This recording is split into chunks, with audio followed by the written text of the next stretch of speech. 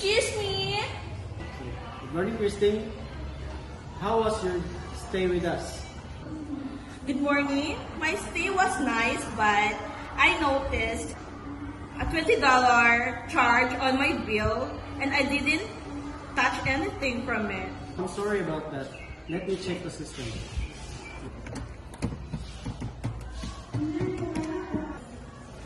Mara, could you come to the front desk for a moment, please? What's the problem? Christine is here disputing the minibar charge. She's saying she didn't use anything. Can you confirm if the minibar was used during her stay? Sure.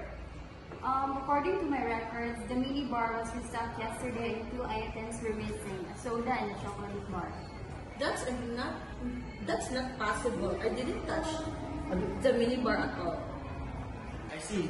Let's get this resolved. Nicole, our manager, can help.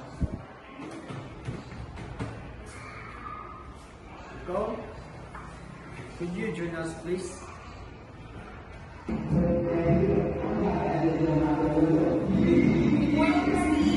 Jack mentioned there's an issue with your bill. Yes, I am being charged for minibar items I didn't use. I'm certain I didn't touch them. I understand. Limera, could you double check the room inventory? Sometimes items are moved or misused.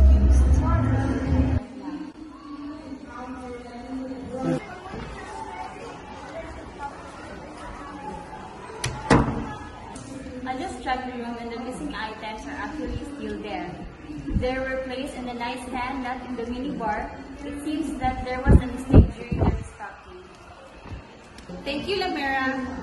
Christine, it looks like there's an error on our part. I apologize for the inconvenience. Thank you for bringing this to our attention, Christine. We hope to see you again, and we'll make sure this doesn't happen in the future. Also, Christine, your update total is $250. Here's your receipt. We're sorry for the mixing up.